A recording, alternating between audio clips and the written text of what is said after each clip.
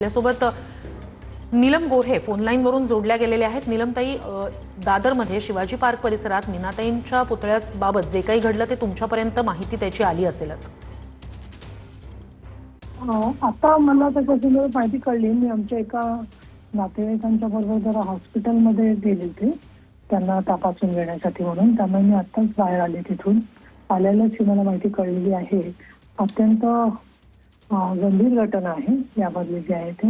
आणि मीनाताई मासाहेब हे सगळ्यांचं आदरस्थान आहे। आज प्रबोधनकार ठाकरे यांची 140वी जयंती आहे। अशा दिवशी जो महाराष्ट्रद्रोही किंवा ज्यांना मासाहेबांच्या बद्दल आदर नाहीये, तर त्यांनी जे कार्य केलेलं आहे सगळ्या शिवसैनिकांना सातत्याने सांभाळून घ्यायचं, अशा माऊलीच्या बद्दल असं कृत्य करणारा माणूस हा पूर्ण विकृत आणि महाराष्ट्रद्रोही राष्ट्रद्रोहीच असू शकतो असं मला वाटतं। आणि त्याच्यावरती पोलिसांनी तसंच माननीय आमचे राज्याचे मुख्यमंत्री देवेंद्र फडणवीस, गृहमंत्री तसंच उपमुख्यमंत्री दोघेही जण एकनाथजी शिंदे आणि अजितदादा पवार सगळ्यांनाच आम्हाला आणि संपूर्ण महाराष्ट्राला मासाहेब मीनाताई ठाकरे आणि बाळासाहेब ठाकरे हिंदू हृदय सम्राट शिवसेना प्रमुख या दोघांबद्दल नितांत आदर आहे।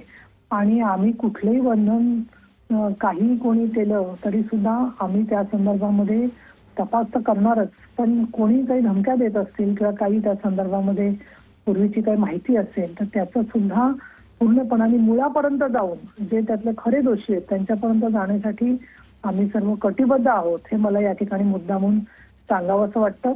आणि सगळ्या शिवसैनिकांना माझं आवाहन राहील की इथे प्रत्येक वेळेला भावना अनावर होत आहेत हे खरं आहे, परंतु आपल्याला कोण दोष आहे हे जोपर्यंत कळत नाहीये तोपर्यंत आपण एकमेकाच्या मध्ये एकमेकाच्या वरती कारण नसताना संशय किंवा त्याच्यावरती चिखलफेक करू नये असं मला वाटतं।